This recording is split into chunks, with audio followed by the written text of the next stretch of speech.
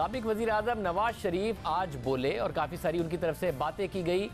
नून league का ये मौक़िफ़ रहा है कि नवाज शरीफ इसलिए नहीं बोल रहे, मरीम नवाज साहिबा इसलिए नहीं बोल रही कि अहलिया का इंतकाल हुआ है, वो गम में हैं नवाज शरीफ की अहलिया का, लेकिन इस हवाले से NRO और समझौता करने के इल्ज़ामात लग रहे हैं। आज एहतसाब अदालत में पेशी के मौके पर खामोशी तोड़ते हुए कई अहम सवालों पर साफ़ियों से गैर रस्मी गुफ्तगू भी की और कहा कि उनके बोले गए अल्फाज, साफ़ियों से कहा कि उनके बोले गए अल्फाज ना आप लिख सकते हैं ना ही शाया कर सकते हैं। शहबाज शरीफ की गिरफ्तारी पर भी उन्होंने तनकीद की। इमरान खान की बहन की दुबई में जायदाद से मुताल्लिक भी उन्होंने सवालात उठाए, मगर ये गिला भी किया कि ना लिखा जाएगा ना छप जाएगा। तो क्या ऐसी बात थी जो वो नहीं कर रहे, जो ना लिख पाते सहाफ़ी, ना वो छपती। आज इस्लामाबाद के एहतसाब अदालत में जहाँ नैब रेफरेंसेस के मामले पर अहम पेशरफ्त हुई, वहीं जो मामला अहम रहा वो नवाज शरीफ की कमरा अदालत में सहाफ़ियों से गैर रस्मी गुफ्तगू थी, जिसमें उन्होंने कई अहम मामलात पर बात की। नवाज शरीफ ने शहबाज शरीफ के खिलाफ केस पर भी तनकीद की। इस हवाले से उनका कहना था कि हमने बिजली के मंसूबों में 160 अरब रुपए की बचत की और इन मंसूबों में बचत के पीछे शहबाज शरीफ की मेहनत थी, लेकिन शाबाश देने के बजाय शहबाज शरीफ को नैब ने जेल में डाल दिया। नवाज शरीफ का कहना था कि हमने चीन के साथ मिलकर JF-17 थंडर बनाया, लेकिन इसका इनाम यह है कि हम जेलों का मुंह देखें। ये सब सोच कर तकलीफ होती है और फिर आप कहते हैं मैं बोलता नहीं। नवाज शरीफ का अपनी खामोशी पर कहना था कि वह चुप हो तो कहा जाता है कि समझौता कर लिया, लेकिन क्या सजा सुनने के बाद लंदन से वापस आने वाला NRO कर सकता है? नवाज शरीफ ने कहा कि वो जो कुछ बोलेंगे वो ना आप लिख सकते हैं ना ही शाया कर सकते हैं। साबिक वज़ीर आज़म ने आज हुकूमत की 100 रोज़ा कारकर्दगी पर भी सवालात उठाए और कहा कि मौजूदा हुकूमत के 100 दिन पूरे हो चुके हैं, बताएं उन्होंने क्या काम किया। जो मंसूबे हमने लगाए मौजूदा हुकूमत उन्हें खोलने के लिए तैयार नहीं। लाहौर मुल्तान मोटरवे मंसूबा मुकम्मल हो चुका है, लेकिन उसे ऑपरेशनल नहीं किया जा रहा। नवाज शरीफ ने कहा कि इस मोटरवे का नाम बेशक तहरीक इंसाफ मोटरवे रख दें, लेकिन उसे खोल दें। आज एहतसाब अदालत में सहाफ़ियों से गैर रस्मी गुफ्तगू में नवाज शरीफ ने इमरान खान की बहन अलीमा खान की दुबई में जायदाद पर भी तनकीद की। इस हवाले से उनका कहना था कि उनके पास तो कोई ज़राए आमदनी भी नहीं, फिर अलीमा खान के पास दुबई में अरबों रुपए की जायदाद कहाँ से आई? अलीमा खान ने जायदाद छुपाने पर जुर्माना भरा, क्या ये NRO नहीं? नैब नून लीग के रहनुमाओं के खिलाफ तो छानबीन करती रहती है, अलीमा खान ने जायदाद कैसे बनाई इस पर भी नैब को तहकीकात करना चाहिए। नवाज शरीफ का कहना था कि उनका सियासी गुफ्तगू का इरादा नहीं था, लेकिन ये मामलात भी अहम है। कौम जानना चाहती है कि अलीमा खान की जायदाद के पीछे कौन है। अलीमा खान शौकत खानम अस्पताल के बोर्ड की मेंबर भी हैं, उनकी जायदाद की मनी ट्रेल क्या है? नवाज शरीफ आज कई दिनों बाद किसी हद तक खुलकर बोले, मगर फिर साथ में ये भी बोले कि मैं जो बोलूँगा वो ना छप पाएगा ना ही सहाफ़ी लिख पाएंगे। तो फिर क्या ऐसा है? हामिद मीर साहब इस वक्त हमारे साथ मौजूद। हामिद मीर साहब बहुत शुक्रिया। मीर साहब काफ़ी कुछ कहा भी जो हमने अवाम के सामने रखा, फिर नवाज शरीफ साहब कह रहे हैं कि मैं कुछ बोलूँगा तो ना लिख पाएंगे ना छप पाएगा। ऐसा क्या था जो वो बोलते तो ना लिखा जा सकता ना छपता, क्या मामला था? देखें, आज वो कुछ बोले हैं और अलीमा खान साहबा के बारे में बोले हैं और वो शाया भी हुआ है और वो नशर भी हुआ है, और मेरा ख्याल है कि सुप्रीम कोर्ट ऑफ पाकिस्तान ने उस पर आज खुद नोटिस भी ले लिया है। तो उससे पहले जब मरीम नवाज साहबा जब बोलती थी तो आपको अच्छी तरह पता है कि उनके जो जलसे हैं लाइव कवर होते थे, ख़बरें भी लगती थी। तो अभी भी नवाज शरीफ साहब जो बोलते हैं वो नशर हो रहा है।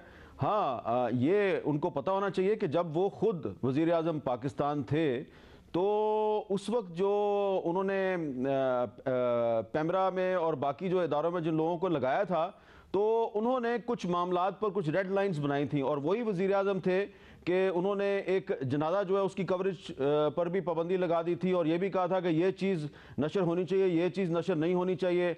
फिर उनकी पार्टी के वज़ीर आज़म शाहिद हक़ान अब्बासी साहब नवंबर 2017 में जब वो वज़ीर आज़म थे तो पाकिस्तान में तमाम TV चैनल्स पर पाबंदी भी लगा दी गई थी और एक एग्जेक्टिव ऑर्डर से पाबंदी लग गई थी। तो नवाज शरीफ साहब जो हैं वो ये अगर तासुर देने की कोशिश करते हैं कि मीडिया पर पाबंदियां हैं, तो उनको ये भी याद रखना चाहिए कि पाबंदियों का आगाज़ जो है वो उनके अपने दौरे हुकूमत में जब वो खुद वज़ीर आज़म थे और फिर जब शाहिद हक़ान अब्बासी साहब वज़ीर आज़म थे तो उस वक्त शुरू हुआ था। और आज यकीनन हम ये तो नहीं कहते कि मीडिया जो है उसके प्रॉब्लम्स नहीं है, प्रॉब्लम्स हैं, लेकिन मीडिया तमाम तर प्रॉब्लम्स के बावजूद आज भी नवाज शरीफ साहब की बात अवाम तक पहुँचाता है।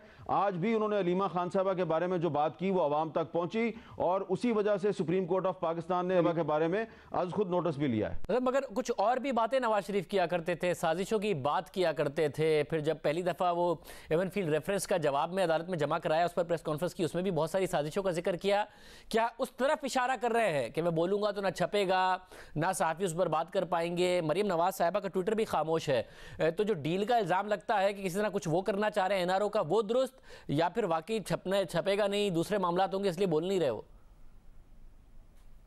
देखें शाहजेब साहब, बात ये है कि ये नवाज शरीफ साहब का ज़ाती मामला है कि वो बोलना चाहते हैं या नहीं बोलना चाहते, और ये बात उनकी दुरुस्त है कि जब वो नहीं बोलते, और उसकी बहुत सी वजूहात हो सकती हैं। ये ज़रूरी नहीं है कि उन्होंने किसी के साथ कोई खामोश मुफाहमत की हो, ये ज़रूरी नहीं है।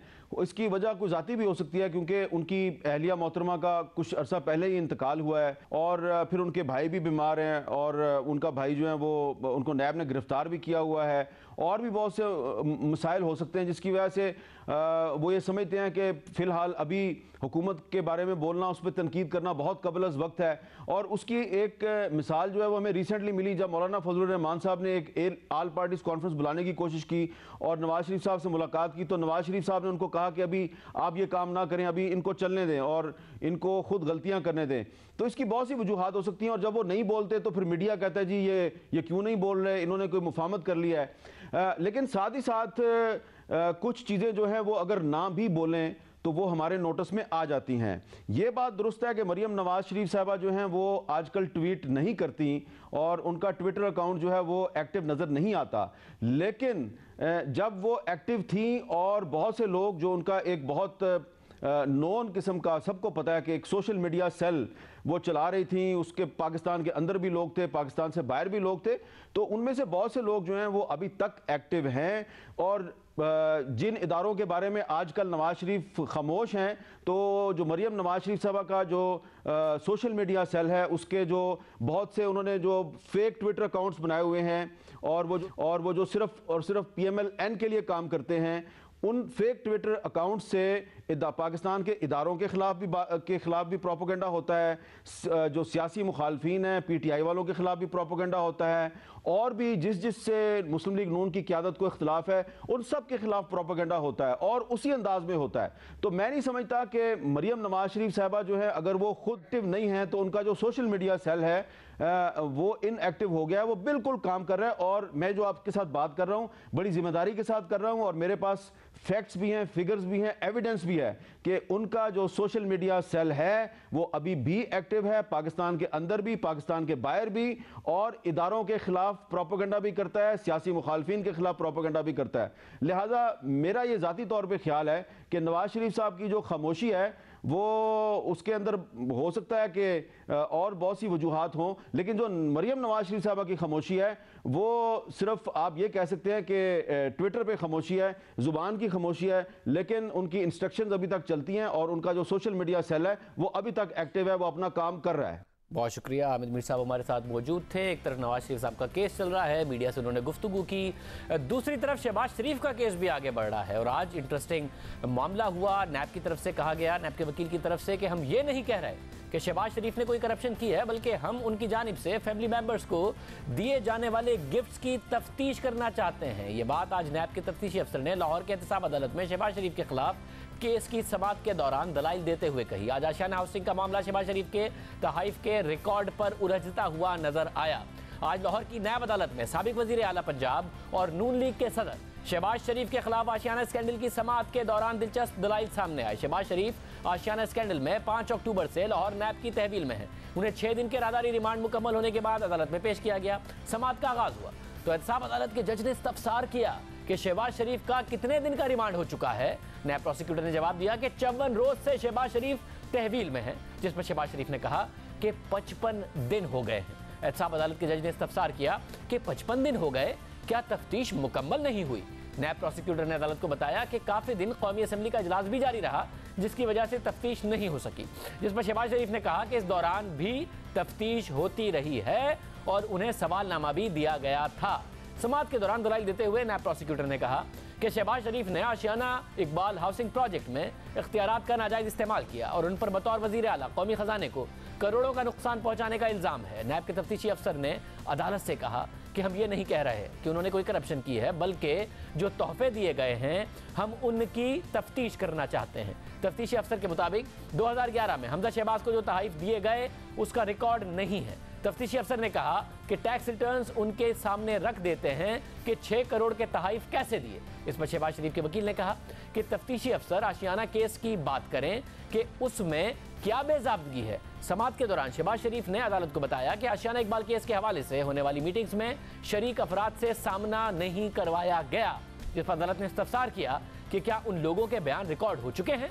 तफ्तीशी अफसर ने जवाब दिया कि जी तमाम लोगों के बयान रिकॉर्ड हो चुके हैं। समाअत के दौरान शहबाज शरीफ की बीमारी और इलाज से मुतालिक मामला भी ज़ेर गौर आए।